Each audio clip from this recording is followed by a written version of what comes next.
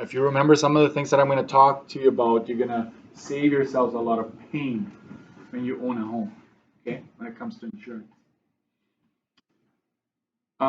Let's talk about the two insurance policies. We have something called a tenant package policy, and we have something we call homeowners insurance. Tenant is for people renting, okay? Protects renters, okay? And homeowners insurance obviously protects homeowners. But what does it protect you from? Fire, burglary, storm damage. Storm damage could be water damage, it could be wind damage, you name it, right? Storm is a storm, right? It could be hail, whatever. So what I need you to know is that when you're renting, oftentimes you think you don't need insurance. But let's say you rent an apartment and it burns down, which if you follow the news, it happens, right? So, like fire starts down there and all your belongings in there are not covered. The landlord has the building insured, but not your stuff. Okay, so let's say you have, 50 grand worth of stuff or 40, whatever. You need to have that insured. So you got to go to a broker. Have you ever heard of an insurance broker? A lot of AutoPack agents are also home insurance brokers. Like broker just means they deal with many companies. So they have like 15 companies that they deal with, and they give you the best price. That's what they do. Okay. Some of you, anybody have family members that are into insurance? Sometimes I have. So I don't want to. I really like brokers. So I just, it's so much easier to deal with. So find a good one close to you and email them. Like I do everything over email these days. But your stuff isn't covered.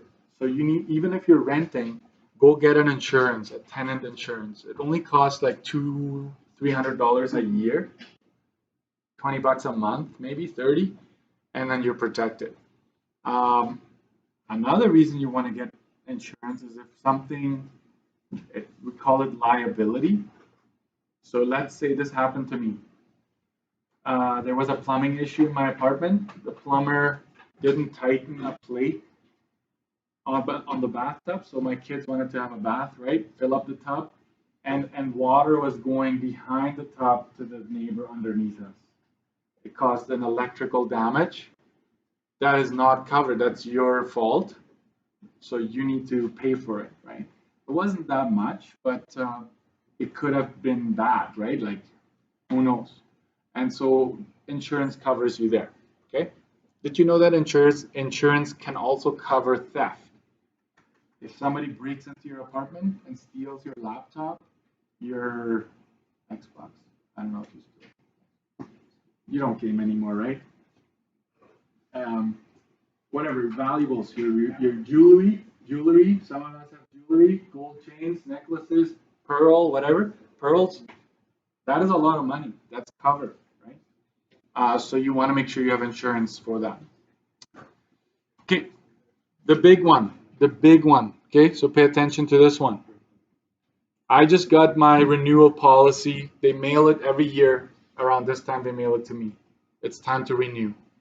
Make sure you never run out of insurance. Because let's say you're like a week goes by, you don't know you expired. Something happens to your house, you're not insured. You could have had insurance for 10 years. If you forget, something happens, you're not covered.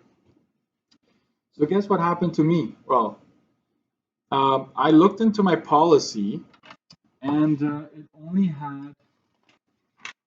only had this. So it said on there, there's a sewer backup coverage for 20 grand. So I'm like, sewer backup, that sounds pretty bad. What does that cover? So I emailed my broker, and broker said only if actual sewage comes back into your home, into your basement, that's when this would kick in. I'm like, what about flooding? Like, what about if water comes in? Nope, it's not covered. You need overland flooding protection and ground flooding protection. I'm like, so what's the difference? Well, overland is if it comes through your basement windows. Like, let's say it rains, there's still snow, it can't go anywhere, it comes into your windows, doors, whatever. So you need insurance for that. I'm like, what about ground? Well, ground is if it's water coming under your basement, right? If it comes in from underneath because there's so much water underground. So I'm like, okay, sign me up. How much more? $300 more a year. Sign me up. Just do it. Can't. Insurance companies right now have what they call moratorium. I didn't even know. Moratorium meaning they won't insure anybody right now. Like you're on a waiting list because they have so many claims right now. They don't want to have more money to pay out because you might trick them, right? You might currently have water in your basement. Just quickly sign up for the insurance and then make a claim. They don't want that, right? Because that's what a lot of people are probably doing. So I only have this. I don't have this. So I'm now obviously worried because I always thought insurance is insurance. I'm good. I didn't have this.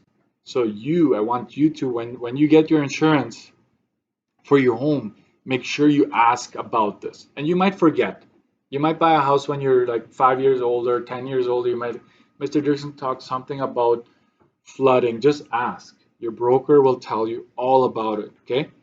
So read carefully, get the proper insurance, okay? So here's what they sent me, and I just like that diagram at the end.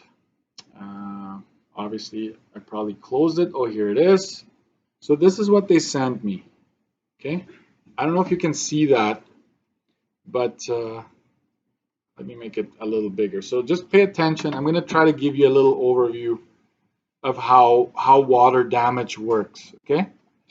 So let's follow this. This is the floor drain. All the basements should have a drain somewhere in the basement where water could run out if it's flooded. And then watch this, the toilet, right? Floor drain and toilet, it's connected. It's the same pipe. And there's a stop right here. What is that? Watch that. It's called a backwater valve. Newer houses, they all have to have it. Like builders will just put it in. The city makes you have that. When it senses that sewage is coming back into your house, like the pressure comes back, it's going to close it. It's going to not allow it to happen. You won't be able to flush either, though. Like if that ever happens, you won't be able to flush, but at least the sewer is not going to come into your home, which is pretty gross. That's a disgusting situation to be in, right? And so that is in place, okay? Where does that water go? Your sewer, right, goes to the wastewater sewer. Watch here. It goes into big pipes underground, and it goes to the water treatment plant where they treat it and then they dump it into the river. That's what they do. They treat it, quote unquote, as much as they can, and then they release it into the Red River. According to them, it's safe, right? 20 years from now, a report will be released where it's not safe. Who knows? But anyways, that's what's happening. Watch what else happens. There's a storm sewer. You know these little drain holes on the side of the roads where water runs? That is a separate pipe. It's not, in newer neighborhoods, they're not connected. But in older neighborhoods, they are connected. It's the same.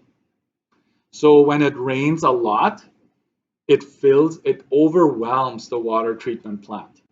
And I don't know if you heard the news, they released millions of liters of raw sewage into the river. And you're like, oh my goodness, why would they do that? Because the alternative would have been it going into your basement. Like if they're overwhelmed, they can't handle it, so they need to release it, right? So newer neighborhoods have them separately. Older neighborhoods, it's all one. Okay, so keep that in mind. I'm almost done. I just want to do one more thing here. The sump pump, it's in your basement. Sometimes it's in the center of the basement. Sometimes it's on the side. but really any water that runs down into the soil and collects under your basement, imagine the whole basement, there being water underneath. It will all collect in this little catch basin and it will pump it out outside. And you're like, well, what's the point? Isn't it going to come back down? And then, yeah, but it slows down. It slows it down. And as you cycle it through, some of it will run away from your house. Hopefully, you don't have it right down. You should have a longer hose that kind of pushes it away from the home. But that is also there. So all of those things are in play when water damage can occur if you don't have the right. Like if this pump fails, you better have a backup. I went out this spring before it, like I could see the mountains of snow. I'm like, you know what? I better be prepared. I have a new one sitting right beside it. If it breaks, I can replace it, or I can call a plumber and it's like, here, take this one and just put it in there, right? And then you're, because if this fails, you know when it's gonna fail? When you need it the most, in a storm, and everybody's gonna go running for a sump pump because all those sump pumps that are old, they're gonna break right then when they have to work so hard to clean the basement, right? So, hey, I like this. This is what they sent me just yesterday, and I thought I would share it with you. Okay, so you have a better understanding. Okay, let's keep going here. I will kind of skip some of that, and I will go straight to tenant insurance. Tenants insurance. Insurance for people renting, obviously, a house or an apartment. And this is what I want you to highlight or underline. It covers the contents. It covers the contents, not the building. The building is the landlord's responsibility. Right? Even if you're renting a house, you should get tenants insurance. House insurance, insurance for people owning a house or condominium. It covers the contents and the building itself. That's the main difference between tenant and home insurance. Obviously, home insurance is going to be significantly more than tenant insurance, right? Did you know, I didn't know this, but let's say you're traveling, you're in Mexico, would be nice. You have your expensive camera, costs like $1,500, right? You have this expensive camera, somebody comes and steals it. It's also covered under some house insurance plans. It depends on your policy. So that would be considered theft. And so that's something to keep in mind if it ever happens to you. If you lose something very expensive, try that. Okay. Next, this is also what I want you to highlight. Lending institutions or banks will not release a mortgage until proof of property insurance is given. I bought 2 houses in my lifetime, and before they actually will give you the money to buy the house, they want to show proof. They want you to show them proof that you've paid and insured the property. Okay. Several factors that influence the cost, right? So I will actually highlight that. Factors that will affect the cost of your insurance. Location, right? There are 4 areas in Manitoba. We have Metro Winnipeg, which is like Winnipeg inside the perimeter, and then there's areas outside the perimeter, and it's going to cost depending on how close you are to a fire hall. Like in East St. Some municipalities outside the city, if you have a fire, your house is gone. It's like the firefighters show up to control the fire because it goes so quick. Most of them have volunteer firefighters. You know what a volunteer firefighter is? A person that has a job, and if they get a call, they have to like go to the station, change, and then drive out to the call, right? Takes a long time sometimes for them to actually respond. And so the insurance companies, They know all this stuff. They know exactly what's happening. They know the likelihood of flooding being an issue for you. They know how long the response time is. They keep track of all these things. Coverage. This is if you want standard, it's also called broad versus comprehensive. And broad is the cheaper one. I'll go arrow down. And comprehensive costs you more because comprehensive covers more. This might change slightly, but let's say you're moving down a flat screen TV you just bought for $2,000 or whatever, and it falls and cracks, and you might not be able to return it, right? Unless it's Costco, right? But comprehensive insurance may cover that, may cover stuff like that. Standard is obviously it's just the basic. It's just like fire, water, like just basic, nothing fancy, right? Deductible. What do I have for deductible? Just want to make sure. Is it a $200, right? Versus, sorry, why did I do versus with a dollar sign? Sorry, versus a $500 deductible. Can I tell you that I have a $1,000 deductible on my house? The higher the deductible, the cheaper your insurance will be, right? So this one would be like cost you money. Oh, sorry, this would cost you a lot of money. So $3 signs. This would cost you a little less, and this would cost you even less. Why do you think a deductible, the higher the deductible, the cheaper your policy? And this is why. The deductible is the amount you have to pay when you make a claim.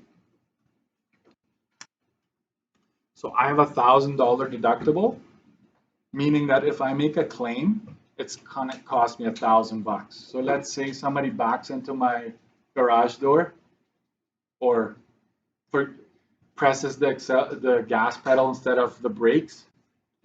Boom, garage door is broken. A garage door costs $500. Am I gonna make a claim? No, because I'm responsible for up to $1,000, right? So I'm not gonna make a claim. I'm just gonna fix it myself. So the insurance companies know the higher the deductible, the less likely it is that you will make a claim. So it's cheaper for them, right? You keep paying every month, you don't make a claim. Win for them, right? Discounts. Claim free. I actually have this on my policy. I'm 13 years claim free, according to them. If you're claim free, if you haven't made any claims, they love that. Because ideally, and you love that too, by the way, non-smoker home. If you tell them that you're a non-smoker, it's going to be cheaper. If you have a monitored alarm, if you have an alarm that actually calls the company, it'll be cheaper. Did you know that just putting a AAA or like a sticker on there saying that you have an alarm will deter people from breaking in? Because they don't know if it's monitored or not. So if you can get stickers from someone, just slap them on your windows, and where you go. Or beware of dogs or dog. That's a good one too. Credit score. Did you know that a good credit score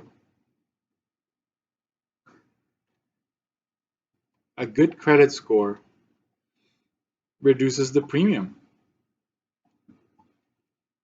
They found this isn't coincidence, right? Like they keep stats and they realize, wait a minute, people with a good credit, they are less likely to make a claim. So guess what? We'll give you a discount, right? So there's an incentive of having, make sure your insurance broker knows this, right? That you're willing to do this because they have to do a credit check on you. So you have to sign a paper allowing them to do that. I went like, hey, if it's gonna save me money, go for it, right? It saved me like 5%, which on $1,000, right? I'll take it. Lots of information, as I said, so I feel for you, but there's so much to know about insurance. All right. Next page. So this is where we're going to start doing more math. Okay, this is where everything is coming together. I'm going to give you two formulas that I need you to write down in this space right here. Okay? So on page 14 at the top, I'll say this: insurance is equal to table rate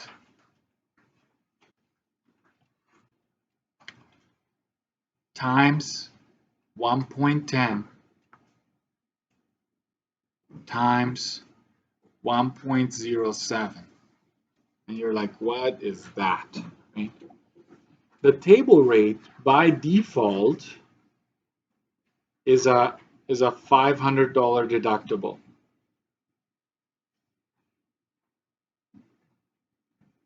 What's the 1.10 all about? Can I ask you to go to your insurance rate table? If you have a highlighter, that'd be great. I'm going to come back to this, so if you're still writing this down, I just want to make sure you know what the 1.10 is there for. Look at the tenant's policy. It's a $500 deductible by default. Anything on here that you will be paying is a $500 deductible. If you want a $200 deductible, watch here. At the bottom it says, and I would highlight that, a $200 deductible, what do you have to do to that premium from up here? Increase it by 10%. Okay? So you pay more when you want a lower deductible. And do the same with the other table, watch. The other table, it says it again at the bottom there. If you want a $200 deductible, increase it by 10%. Right? So that's where I get this from. This piece right here converts your thing into $200 deductible. This makes it a $200 deductible. And this, watch this. This is going to give you calculate the PST, which is our taxes. With the Pallister government, they introduced a tax on insurance. It used to be tax-free, but now there are taxes. So the PST is there, 7%. Can you box this in? There's going to be one underneath this yet. And remember, anything that's boxed in this unit, in this course, I should say, should find its way onto your study sheet. And this is going to say this: coverage on the side, coverage is within max.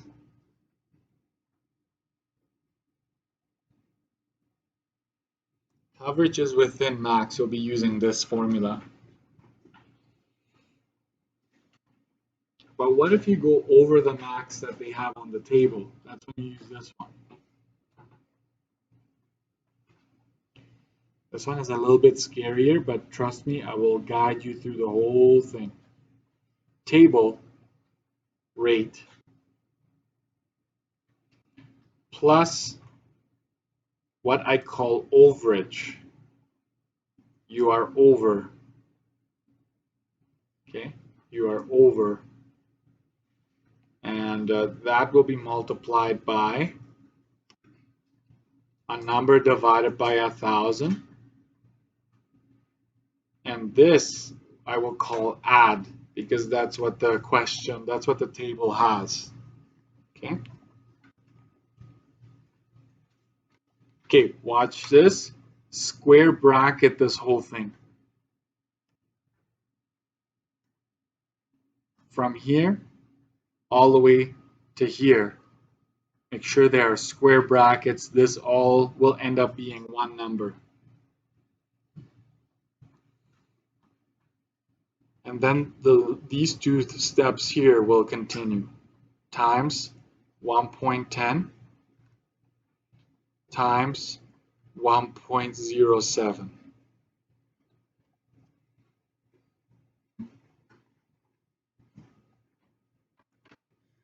You will not find these formulas anywhere else, right? So this inside the square brackets would give you a 500 deductible premium.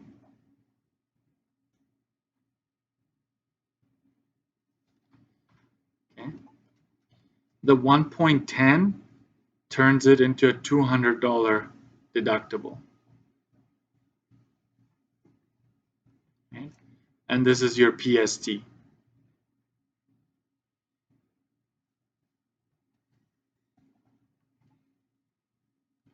Let me zoom in. That's zoomed in enough, I think.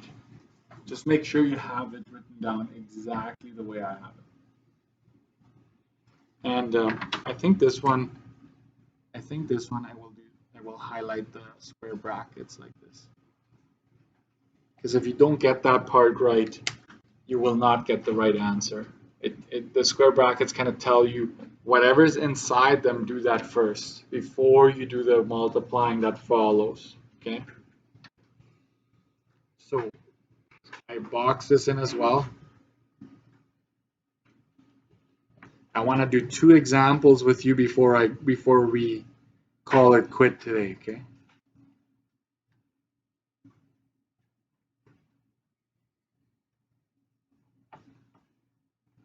And watch what I'm going to add to the side of this. Coverage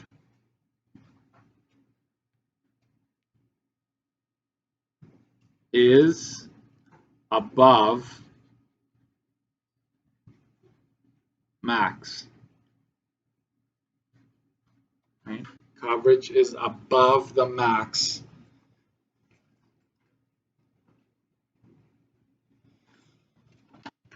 So I guess emphasis is within max or above max.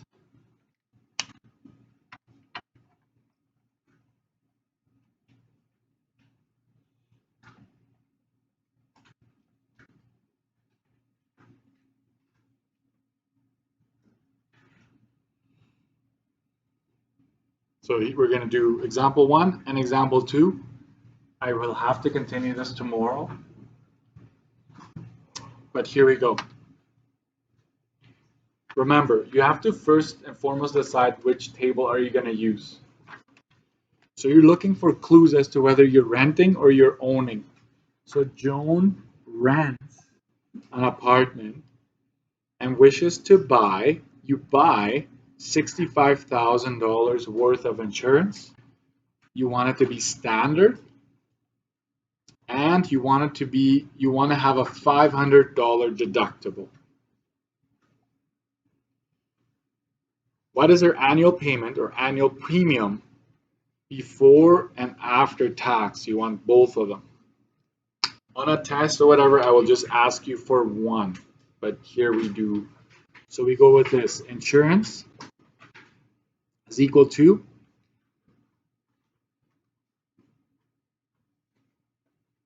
let's go get that renting or tenant package policy.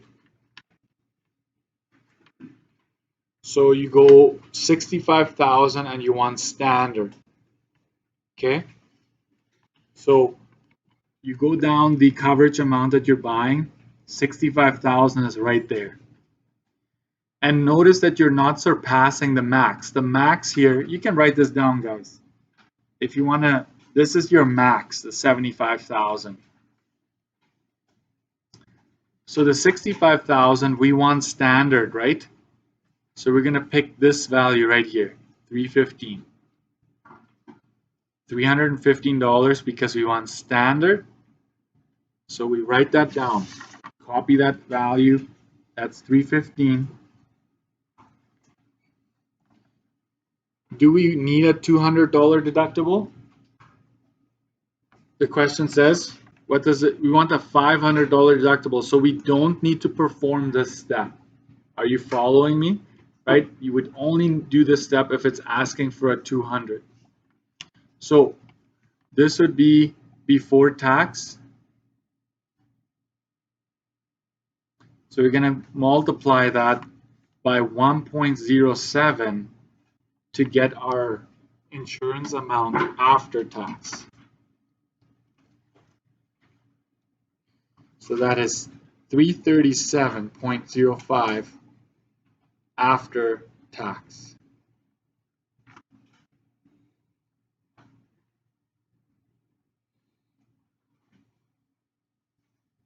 That's it. That's your yearly premium right there. Annual premium. One more. You can do one more. It's not going to take long, I promise. Brent owns a house in Metro Winnipeg. It's just Winnipeg, guys. Don't let the Metro throw you off. You want $175,000 insurance, comprehensive, and you want watch this, a $200 deductible. What's the annual rate before and after tax? Before and after tax. Let's see if we can muster that one. Insurance. The formula here calls for a table rate. So we got to go to the homeowner's insurance. Watch this. You are in Metro Winnipeg, and let's match 175,000. This, by the way, down here is the max, right? That's what I mean with max, the 200,000. But we want 175 in Winnipeg, and we want comprehensive, right? So we are in Winnipeg, comprehensive. Now we're going to just match, right? Winnipeg comprehensive with 175,000. So that is the number we want, $668, that is. So write that down, 668. You want a $200 deductible, right? So this tells you what to do if you want that. So we got to go times 1.10. And I'm going to write down the answer to that already. 668 times 1.1. That's 734.80. That's before tax. The formula calls for multiplying that by 1.07 to get your amount with taxes. 786.24 after tax. So there's your before tax amount. We multiply by 1.07 to get our after tax amount. And we will leave it at that. If you want to practice a little bit already, I'm going to post the key to page 15. If you want to give it a go, you try that and see how well it's working for you.